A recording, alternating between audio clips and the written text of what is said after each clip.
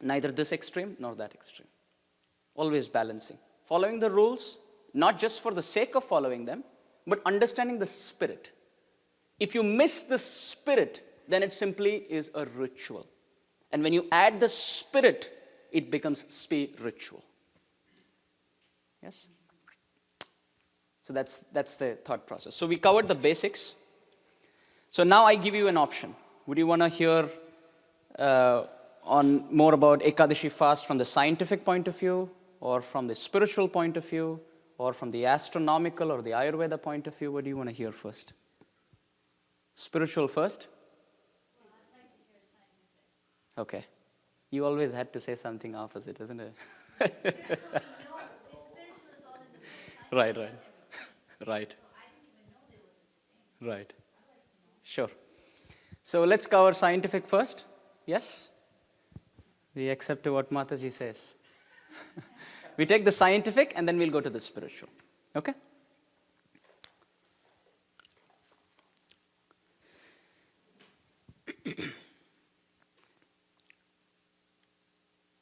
In the study of the DNA, everybody has heard of the DNA, the strands, DNA strands? Okay. In the study of the DNA, there's a concept called as junk DNA. All right?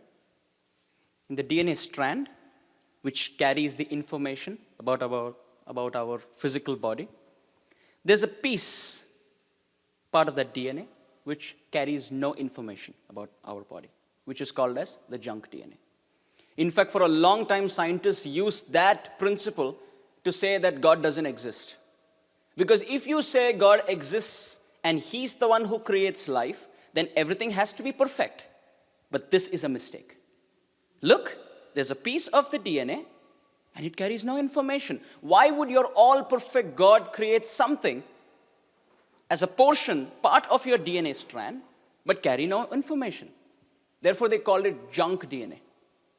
And in fact, many of these scientists call that as the mistake of God. For a long time, scientists felt that cells, when they split and they redouble and like they just duplicate themselves, they can go on and on and on and on like this. They can just duplicate themselves forever. But recently, scientists came up with a new study. They said it is not possible. That cannot go on forever. Because when cells duplicate, the DNA duplicates, and every time the DNA duplicates, a small piece of the junk DNA is lost. Are we all on the same page? There's a piece called as the junk DNA, and every time the cell duplicates, the DNA duplicates, a small piece of this junk DNA is lost. And every time it is lost, your life is reducing. The size of the junk DNA or the pieces of the junk DNA which are lost, they determine your duration of life. More the junk DNA and the less the pieces lost, the longer you live. Faster the pieces lost and bigger pieces lost, you're getting close to death. Make sense? So then they came to know, the scientists said, well, the cell cannot go on forever, but can just replicate and duplicate itself maybe 40 to 80 times. And at the end of 80 such duplications, the junk DNA is completely lost and it's gone forever. But what is the purpose of this junk DNA? Scientists, through their study, they found out it is like the casing at the end of our shoelace. It protects the information in the DNA from both sides. Look at Krishna's beautiful creation. He keeps your information in the middle and he protects from both sides with casings so that your information is intact. Now, if that portion of the junk DNA is getting lost, as soon as it is completely lost, you will find that there is fusion or unraveling of the characteristics and you're dead. Yes? So scientists perform many experiments to get to know how to increase our lifespan, which would happen in two considerations, in two conditions. Please, this is just the speed breaker, so to speak, in our class, because it's too scientific. And after that, it's just a smooth path. So to increase life, scientists wanted to do two things. One, reduce the rate of the cell splitting so that the lesser it splits or duplicates, the lesser the DNA duplicates, the lesser or the less frequent would the pieces from the junk DNA be lost. Right? Second, even if that is frequent, the pieces lost from the junk DNA should be very small. So that just small pieces are lost and the person can live forever or for a long time. This junk DNA in the scientific terms is called as a telomere. All right, you can search on Google, you'll find all of this. In fact, on this discovery that I'm talking about, scientists were given the 2009 Nobel Prize for whatever we are speaking. So on the basis of their experiment, they wanted to know how we could reduce the rate of cell duplication and also reduce the size of the telomere lost. Telomere. It's T-E-L-O-M-E-R-E, telomere. Through repeated experiments, they got to know that if you really want to succeed, then you have to reduce the calorie intake. It is directly connected to the calorie intake. More your calorie intake, more bigger chunk pieces of the telomere lost, or faster is the rate of the duplication, and lesser the calorie intake, less is the rate, and person lives longer. At the end of this experiment, two things came out, very interesting. First, those who eat meat, those who drink, those who have frequent sex, those who are into drugs and intoxication, at the cell duplication level, for such people, the pieces of the telomere lost are big chunks, because of which they age faster and they get closer to death.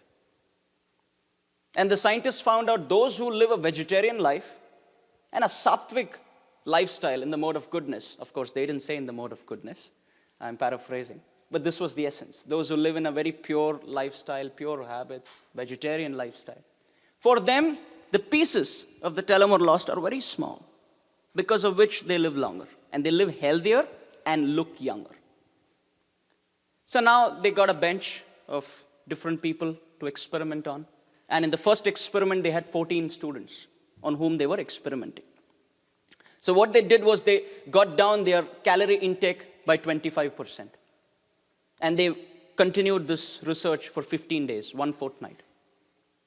At the end, they found out that the results were really nice. Very good results, as they expected.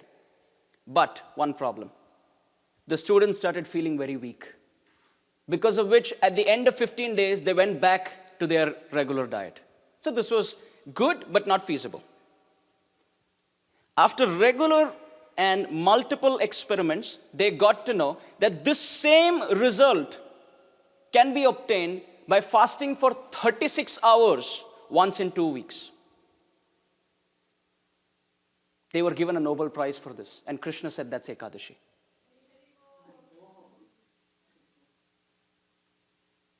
"36 hours of a fast." How is that 36 hours? Sunset of Dashami to sunrise of Ekadashi is 12 hours. And then 24 hours of that day. And then you break your fast. 36 hours. So Ekadashi fast is not just spiritual, but even on the material plane, if you want to live longer, please fast. And they found for those who fast like this, 36 hours once in 2 weeks, the cell duplication rate is less, because of which the breaking of the telomere is very less, and smaller pieces are lost. And such people they look very effulgent, look younger, and live long without diseases. But this practice must be done. In fact, the scientists say this practice must be done for every individual between the age gap of 8 and 80. And I'll tell you the same sentence from the Padma Puran, where Ekadashi must be performed by everyone between 8 and 80 years old. Beyond 80 and before 8, you're excused. Yes? Quick question. When you say fasting, is full fasting, including nirjal, is that better? Is nirjal Okay. better? Okay. So, types of fasting. Now, thank you. You get me to my next discussion. There are different types of fasting and different notches and levels of fasting. The Ayurveda, especially in the Patanjali Sutras, if you read, it says for those who eat meat, they must fast for a month and break after sunset. Interestingly, you will find religious faiths in this world who are into meat eating, and for 1 month they fast from sunrise to sunset, and then they break their fast. Yes? You would know. You're from Karachi.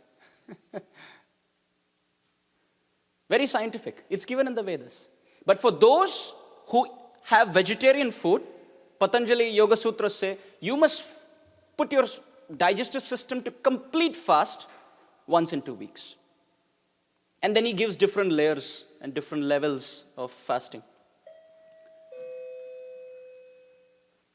From the spiritual perspective, the best thing to do is fast nirjal. Yes. But it's difficult because our movement is not just a fasting movement, but is a spiritually enriching and feasting movement, where the body might fast, but through chanting we feast the soul. Yes? So that's the best. Next comes those who are not able to fast completely, they are on water. So instead of nirjal, you are on nirjal, right? Jala means water. The third, if you're not even able to do just on water, then you're on water, sugarcane juice, other fluids, fruit juices, coconut water, etc. That's also not possible, then you're on fruits with all the others mentioned above. If that's also not possible, then you're on other things that we have, the other Ekadashi Prasad. And the worst is to not fast at all. So now we have to see where we want to be in this ladder. But according to the Yoga Sutras, and also confirmed by modern medical science, a full fast is not very good for the body. Because even if you're fasting, if you attempt for a fast, it's always good to keep sipping warm water, lukewarm water. Because what happens is that the digestive juices are secreted and acids are formed in your stomach, because of which they form a layer near your intestine, and that's not very good. So if you keep drinking lukewarm water, what happens is that the acids get dissolved and they're flushed out from time to time, and you're still fasting. And water is such a thing given in the scriptures that when you take water, it's considered as fasting and as not fasting also simultaneously.